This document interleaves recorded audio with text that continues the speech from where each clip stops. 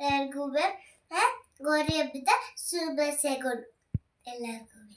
Hi friends, welcome back to my YouTube channel. ಎಲ್ಲರೂ ಹೇಗಿದ್ದೀರಾ? ಎಲ್ರಿಗೂ ಕೂಡ ಗೌರಿ ಗಣೇಶ ಹಬ್ಬದ ಶುಭಾಶಯಗಳು. ದೇವರು ನಿಮಗೆ ಆರೋಗ್ಯ, ಆಯಸ್ಸು, ಸಿರಿ, ಸಂಪತ್ತು, ಅಷ್ಟೈಶ್ವರ್ಯ ಕೊಟ್ಟು ಕಾಪಾಡಲಿ. ಸೊ ಟೈಮ್ ಬಂದು ಆಲ್ರೆಡಿ 11 ಗಂಟೆ ಆಗಿದೆ.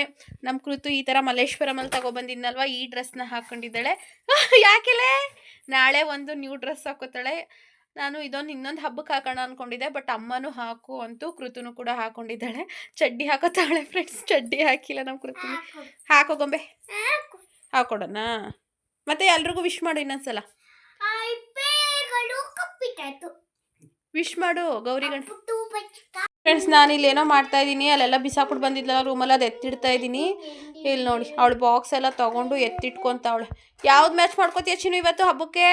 ಆ ಸಿಂಗಲ್ ಬಳೆ ಅದಲ್ಲ, ವೈಟ್ ಕಲರ್ ಅದು ಹಾಕೋ.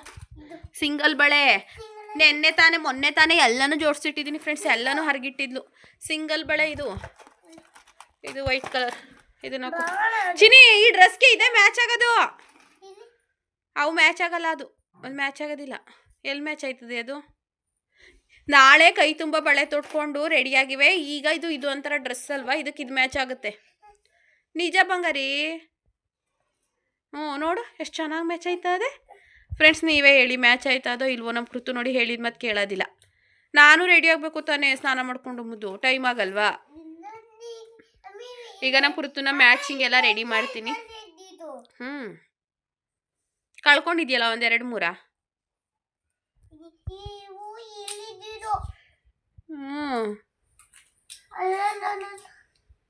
ನಡಿಚಿನು ಬಾಚಿನು ರೆಡಿ ಮಾಡ್ತೀನಿ ಬೇಗ.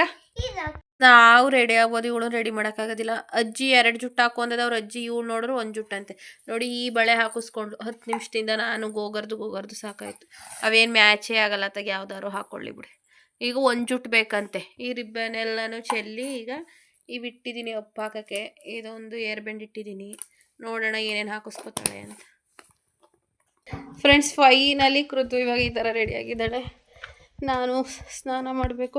ಎಲ್ಲ ಚಿನಿ ತೋರಿಸ್ತೀನಿ ಹೆಂಗೆ ರೆಡಿಯಾಗಿದೆಯಾ ಚಿನು. ನೋಡಿ, ಅವಳು ಫ್ರೆಂಡ್ಗಳಿಗೆಲ್ಲ ತೋರ್ಸೋಕೆ ಹೋಯ್ತಾವಳೆ ಬೀದಿಲಿ. ಫ್ಯಾಷನ್ ಶೋ ಈಗ. ಕೃತು ಹಾಗೆ ನಡ್ಕಬಾ. ಕೃತಿ ಗಾಡಿ ತಿರ್ಕೊಂಡು ನಡ್ಕಬಾ.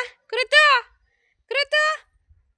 ನಮ್ಮ ಕೃತಿಗೆ ಈ ಥರ ರೆಡಿ ಆಗೋಳೆ. ಇವಳು ವೀಡಿಯೋದಲ್ಲಿ ತೋರ್ಸೋಕೆ ನಾನು ಎಷ್ಟು ಕಷ್ಟಪಡಬೇಕು ಅಂದರೆ, ಅಲ್ಲೆಲ್ಲ ಹೋಗಿದ್ಲು, ಅಲ್ಲಿಂದ ಕರ್ಕೊಬಂದಿದ್ದೀನಿ. ಚಿನ್ನು ಎಲ್ಲ ಮುಖ ತೋರಿಸೋ. ಮುಖ ಎತ್ತು ಚಿನ್ನು.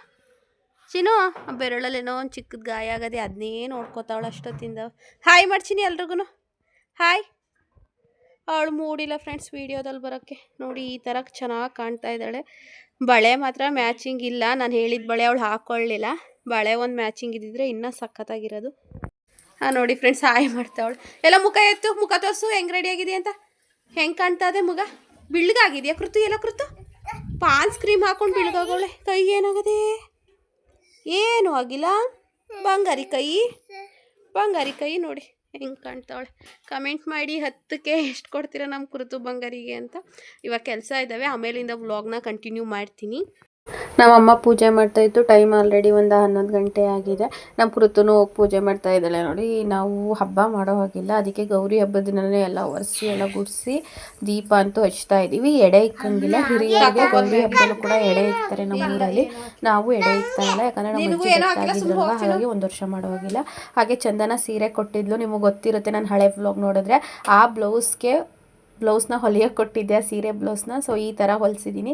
ಚೆನ್ನಾಗಿದೆಯಾ ಕಮೆಂಟ್ ಮಾಡಿ. ಈ ಥರ ಮಣಿ ಹಾಕ್ಸಿದ್ದೀನಿ. ಸೊ 600 ಆಯಿತು ಫ್ರೆಂಡ್ಸ್. ಮಳೆ ಸ್ಟಾರ್ಟ್ ಆಯಿತು ನಮ್ಮೂರಲ್ಲಿ. 4 ಗಂಟೆ 4 ನಿಮಿಷ ವ್ಲಾಗ್ನ ಇವಾಗ ಕಂಟಿನ್ಯೂ ಮಾಡ್ತಾ ಇದ್ದೀನಿ. ನಾನು ಇವಾಗ ಸ್ನಾನ ಮಾಡ್ಕೊಂಡು ಬಂದೆ.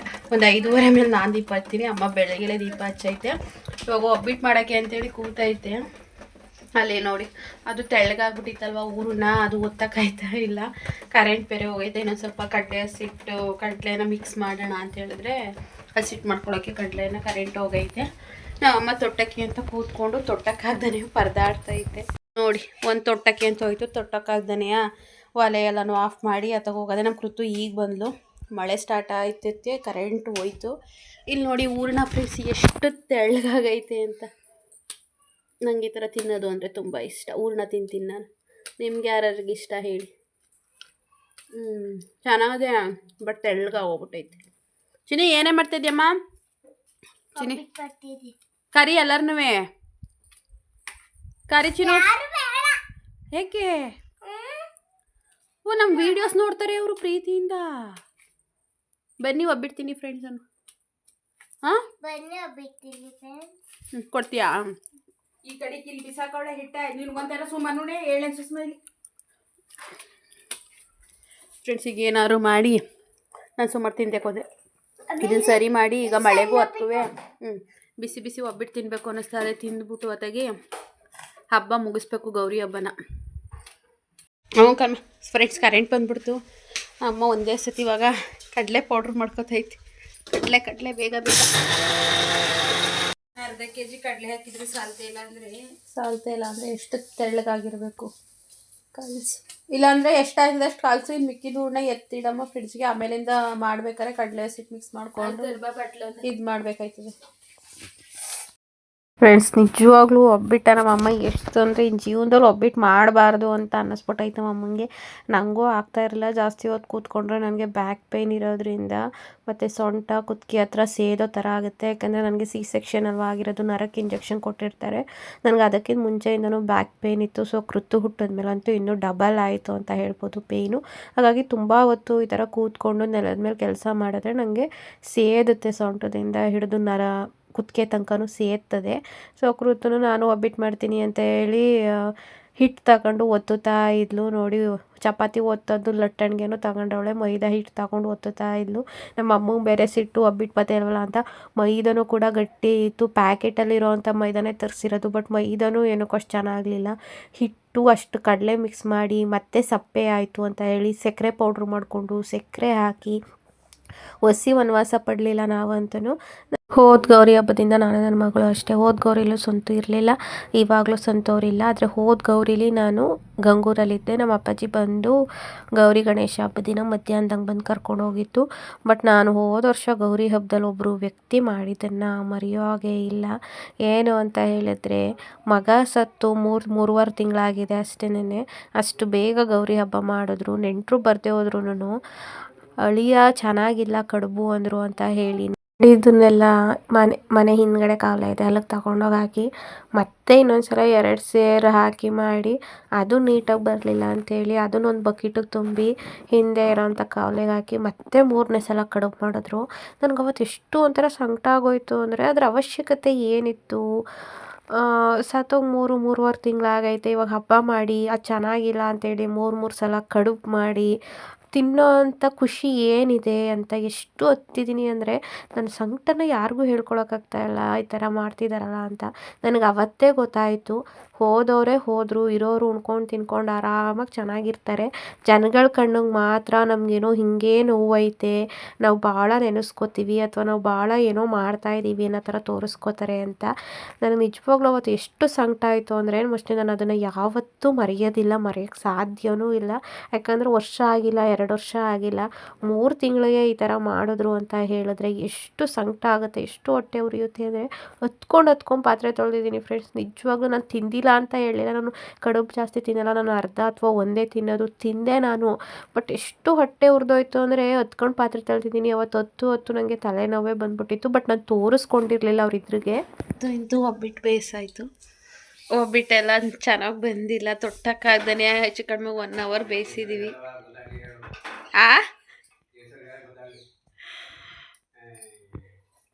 ಈಗ ನಾವು ಟೀ ಕುಡಿತಾ ಇದ್ದೀವಿ ಫ್ರೆಂಡ್ಸ್.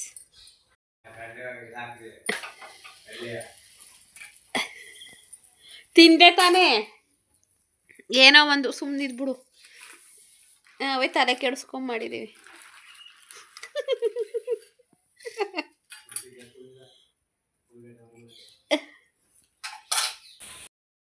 ಆಲ್ರೆಡಿ ಟೈಮ್ 7 ಗಂಟೆ ಆಗಿತ್ತು. ಅಮ್ಮ ಮನೆ ಮುಂದೆ ಬಾಗಿಲಿಗೆ ದೀಪ ಹಚ್ಚಿದ್ದೀನಿ, ಅದು ಆರೋಗೈತೆ.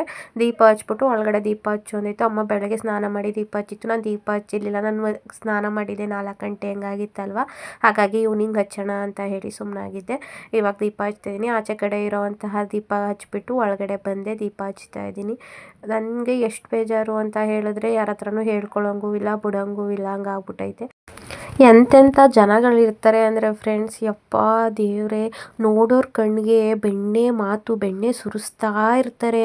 ಆದರೆ ಒಳಗಡೆ ಏನೇನು ಮಾಡ್ತಿರ್ತಾರೆ, ಹೆಂಗೆ ಅಂತಾರೆ, ಕಂಡವ್ರ ಮನೆ ಹೆಣ್ಮಕ್ಳನ್ನ ಕರ್ಕೊಬಂದ್ಬಿಟ್ಟು ಎಷ್ಟು ಅನ್ಯಾಯ ಮಾಡ್ತಾರೆ. ಇವತ್ತು ಗೌರಿ ಗಣೇಶ ಹಬ್ಬದ ದಿನ ನಾನು ವಾಯ್ಸ್ ಓವರ್ ಕೊಡ್ತಾ ಇದ್ದೀನಿ. ನನ್ನ ಮನಸ್ಸಲ್ಲಿ ಎಷ್ಟು ಸಂಕಟ ಐತೆ ಅಂತ ಹೇಳಿದ್ರೆ ಹೇಳ್ಕೊಳಕ್ಕಾಗೋದೇ ಇಲ್ಲ. ಅಷ್ಟು ಅನ್ಯಾಯ ಮಾಡಿದ್ರು, ಅಷ್ಟು ಮೋಸ ಮಾಡಿದ್ರು. ಯಾವ ಹೆಣ್ಮಕ್ಳಿಗೂ ಈ ಥರ ಕಷ್ಟ ಬರೋದು ಬೇಡ. ಆ ಗಣೇಶ ಒಬ್ಬ ಇದ್ದರೆ, ನಾನು ನಂಬಿರೋ ರಾಯರೊಬ್ರು ಇದ್ದರೆ ನನ್ನ ಕಣ್ಣು ಮುಂದ್ಗಡೆ ತೋರಿಸ್ತಾರೆ. ನಾನು ಬೇರೆಯವ್ರಿಗೆ ಹೇಳ್ತಾ ಇಲ್ಲ, ಕುಂಬಳಕಾಯಿ ಕಳ್ಳ ಅಂದರೆ ಹೆಗ್ಲು ಮುಟ್ಕೊಂಡು ನೋಡ್ಕೊಳ್ಳೋ ಅವಶ್ಯಕತೆ ಇಲ್ಲ. ಯಾರು ಮಾಡಿದ್ದಾರೆ ಅವ್ರಿಗೆ ಮಾತ್ರ ನಾನು ಹೇಳ್ತಾ ಇದ್ದೀನಿ. ನಾವೇನು ಮಾಡೇ ಇಲ್ಲ ಅನ್ನೋದಿದ್ರೆ ಬಾಯಿ ಮುಚ್ಕೊಂಡು ಅವರು ಕೂಡ ಇರ್ಬೋದು. ಏನು ಮಾಡಿಲ್ಲ ಅಂತ ಹೇಳಿದ್ರೆ ನನ್ನ ಮಾತುಗಳಿಗೆ ಅಥವಾ ನಾನು ಹೇಳೋದಕ್ಕೆ ತಲೆ ಕೆಡಿಸ್ಕೊಳ್ಳೋ ಅವಶ್ಯಕತೆ ಇಲ್ಲ. ನಾನು ವೀಡಿಯೋಗೋಸ್ಕರ ಅಂತ ಯಾವುದೂ ಸುಳ್ಳಾಗಿ ಹೇಳ್ತಾ ಇಲ್ಲ. ಏನು ನಡೆದಿದೆ ಅದನ್ನೇ ಹೇಳ್ತಾ ಇರೋದು. ಅದು ಕೆಲವೊಬ್ರಿಗೆ ಗೊತ್ತಿದ್ರೂ ಇವತ್ತು ಯಾರೂ ಮಾತಾಡಲ್ಲ. ನಮಗೇನಕ್ಕೆ ಬೇಕು ಅಂತ ಹೇಳಿ ಸುಮ್ಮನಾಗ್ತಾರೆ. ಹಾಗೆ ಕಳ್ಳರು ನಂಬಿದ್ರು ಕುಳ್ಳರು ನಂಬಾರ್ದು ಅಂತ ಗಾದೆ ಇದೆ.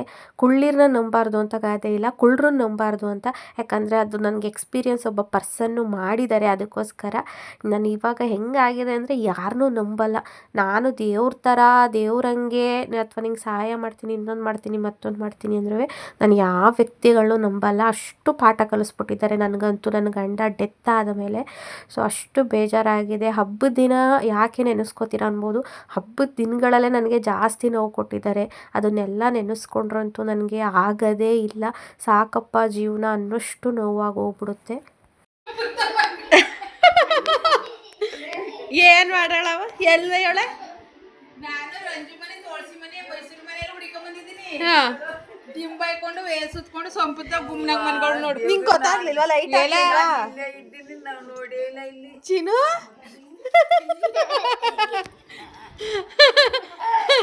ಬಾಗ್ಲೈಕಬೇಕಾಗಿತ್ತು. ಹಳೇದೆಲ್ಲ ನೆನಪಾಗೋಗ್ಬಿಡ್ತು ಗೌರಿ ಹಬ್ಬದ ದಿನ. ಅದಕ್ಕೆ ನಿಮ್ಮ ಹತ್ರ ಶೇರ್ ಮಾಡಿಕೊಂಡೆ. ಎಲ್ಲಿ ನಾನು 10% ಹೇಳ್ಕೊಂಡಿದ್ದೀನಿ ಫ್ರೆಂಡ್ಸ್.